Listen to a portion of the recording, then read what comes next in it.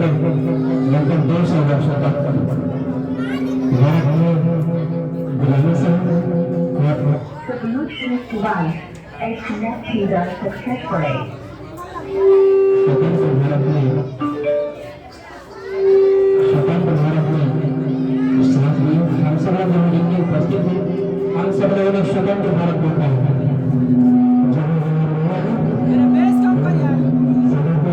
जीने के लिए सब कुछ मुहैया करा था। जब हम गुलाम थे, अंग्रेज हमें इतना करते थे, कहा जाता है कि 10 के आगे 70 भारतीयों को नहीं करने देते, लेकिन आज हम एक अग्रणी राष्ट्र के रूप में दुनिया में अपना स्थान बना हुआ है। जो लोग हम सब लोग गुलाम बना कर आज उस लैंड पर हमारे देश के लोगों का शासन, यानी आज हम दुनिया के महाशक्ति बन गए हैं।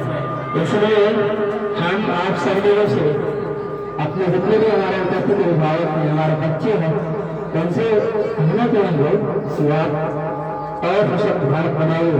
एक ऐसे भारत जहाँ गुलामी की कोई फिक्र नहीं बचे, गुलामी की कोई फिक्र नहीं हो, एक अखंड भारत।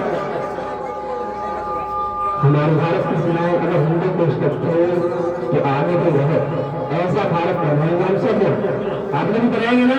Yes sir. कितने लोग अखंड भारत के पक्ष में है? हाथ उठाइए। कितने लोग?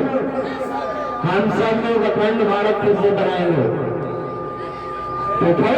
Yes sir. हमारे सेनाएं हिंदू को सकते और हिंदू को सकते रहेगा। हमने जो गुलामी देने उसके प्रबंधन का प्रयास करेंगे, ठीक है? और आप लोग अपने भारत को समृद्ध बनाने में अपना योगदान देंगे, क्योंकि हम सब लोग मिलकर एक भारत और श्रेष्ठ भारत बनाएंगे। आज भारत दुनिया की चौथी महाशक्ति बन चुका है। दुनिया की बड़ी बड़ी अर्थव्यवस्थाएं जब चरमरा रही है, क्योंकि भारत अपने आन बान सांस्कृतिक गति बढ़ा रहा है। आज भारत गणतंत्र दिवस के बारे में अगर बात करते हैं तो आज ही के दिन 26 जनवरी 1950 को भारत के प्रथम राष्ट्रपति डॉक्टर राजेंद्र प्रसाद ने दिल्ली के लाल किले पर झंडा फहराया था और तब से एक गणतंत्र भारत स्थापित किया गया, जहां भारत एक तरफ गणतंत्र में अपनी खुशी मना रहा है, वहीं भारत के इर्द गिर्द के पड़ोसी देश गणतंत्र की तरफ जा रहे हैं। गणतंत्र मतलब समझते हैं आप लोग? गणतंत्र मतलब समझते हैं जहां बंदूक के बल पर शासन करने की परंपरा है। आपके पड़ोसी देश म्यांमार यस सर।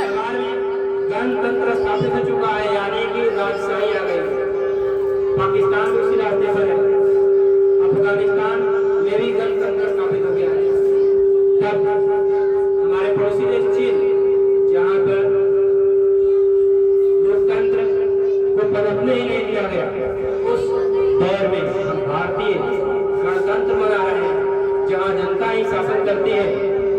आज 74वें वर्षगांठ पर गणतंत्र दिवस के हम आप सभी लोगों से ये कहना चाहते हैं कि हमारे लिए देश सर्वोपरि है, क्योंकि देश से बड़ा कुछ भी नहीं है।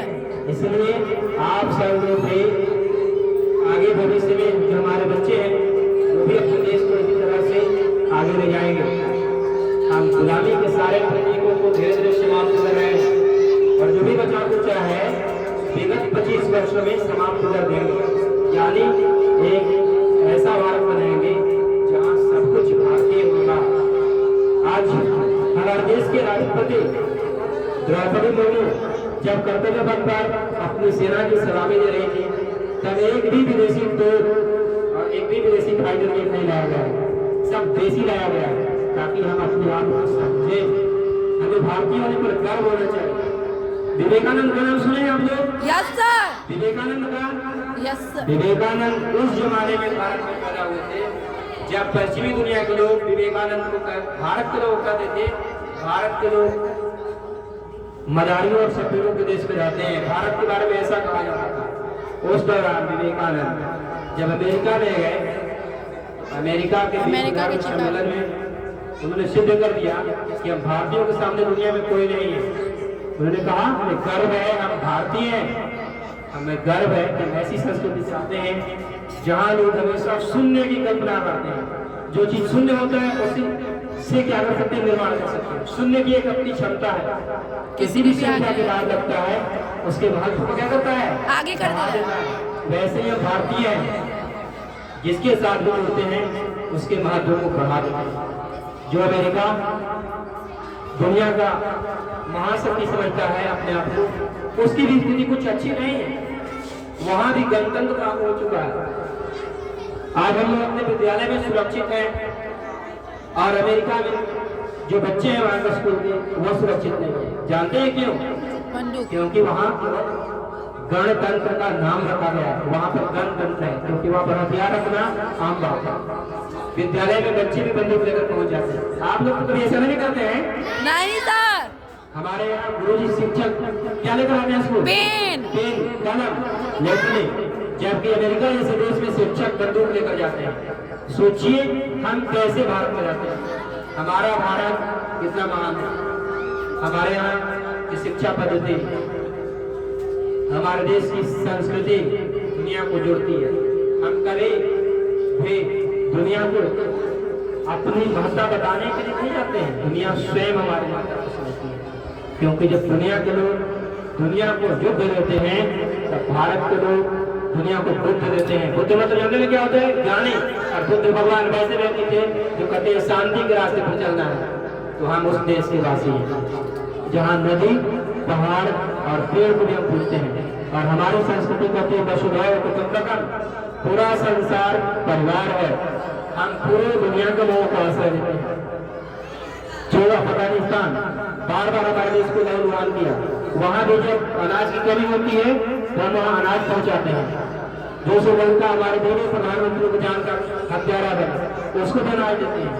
यानी हम दुनिया को सदैव देते रहे हैं और आगे भी देते रहेंगे।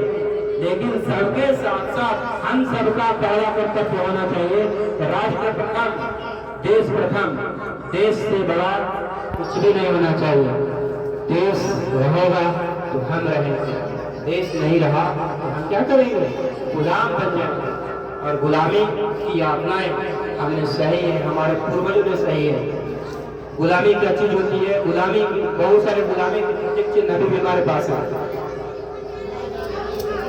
और हमें इन गुलामी के प्रतीकों को मिटाना होगा। एक ऐसा भारत बनाना होगा जो दुनिया का फिर से ताज हो, क्योंकि हम उस देश के वासी हैं। जब दुनिया के लोग लिखने और पढ़ने को नहीं जानते थे, हमने दुनिया में यूनिवर्सिटीज खोल दिया था, बेस लिख दिया था। दुनिया में सबसे पहले यूनिवर्सिटी स्थापित किया गया, नालंदा, विक्रमशिला, तक्षशिला। इसलिए आप सबसे एक ऐसा ही भारत बनाएंगे, ठीक है? कैसा भारत बनाएंगे? अखंड आदर्श भारत, एक भारत श्रेष्ठ भारत, अखंड भारत। और हम सब लोग भविष्य में इसी कदम पर चलेंगे, क्योंकि हमारी संस्कृति, हमारी सभ्यता, हमारा देश सर्वश्रेष्ठ था, है और आगे भी रहेगा। क्योंकि कल के भविष्य आप हैं, आप पर इस देश का सब कुछ निर्भर करता है। इसलिए आप सब लोग भी सबसे पहले देश का नागरिक बनिए, एक अच्छा भारतीय बनिए। पहले हमारी पहचान भारतीय होनी चाहिए। इसके बाद हम बिहारी हैं, बंगाली हैं, मराठी हैं, गुजराती हैं, मद्रासी हैं, सब कुछ है। लेकिन पहले क्या है? भारतीय। क्योंकि जब हम एक साथ रहते हैं तो दुनिया की कोई भी शक्ति हमारे साथ नहीं टिक सकती। और गुलामी के बहुत सारे शब्द भी हमारे पास सुने हैं ना? क्या बोलते हैं? जो जीता वो सिकंदर। अब हम उल्टा करेंगे, सिकंदर क्यों? जो जीता वो पोरस हो सकता है। जो जीता वो कौन? पोरस। हम अकबर महान की कहानी कहते हैं, हम क्यों नहीं पढ़े? महाराणा प्रताप महान थे। कौन महान थे? महाराणा प्रताप। नए कौन थे? महाराणा प्रताप। हमारे नए पोरस थे, हमारे नायक चंद्रगुप्त थे, अशोक थे। न कि हमारे नायक आज के जो लोग हैं कहते हैं औरंगजेब अकबर के बारे में या सिकंदर के बारे में, वो हमारा नायक नहीं हो सकते क्योंकि वो सब आक्रांता थे और आक्रांता सदैव आक्रांता रहता है, कि वह हमारे देश का नायक बन सकता है। इसलिए इस बार इस 74वें गणतंत्र दिवस पर भारत सरकार ने एक और काम किया, जितने भी मुगल कालीन फतेह थे दिल्ली के लाल किले पर से हटा संविदा दिया दिया है। और अब मराठी योद्धाओं के बारे में चर्चा किया जाता है। महान प्रताप और सिंह ये मराठी योद्धा शिवाजी, गुरु गोविंद सिंह, गुरु तेग बहादुर सिंह हमारा थे, न कि वो मुगल, न कि वो औरंगजेब और न कि वो विदेशी आक्रांता। ठीक है, और आगे भी आज हम लोग इतिहास बदलेंगे। आज से क्या बदलेंगे? जो जीता वो बोनस पुरुषोत्तम, जो जीता वो महाराणा प्रताप। ठीक है, इतना ही कहकर मैं अपनी वाणी को विराम देता हूँ। जय हिंद, जय भारत। फिर एक बार बोलिए, भारत माता की जय, भारत माता की जय, भारत माता की जय, भारत माता की जय, वंदे मातरम, वंदे मातरम, वंदे मातरम, वंदे मातरम, वंदे मातरम, वंदे मातरम, वंदे। मातरम। धन्यवाद।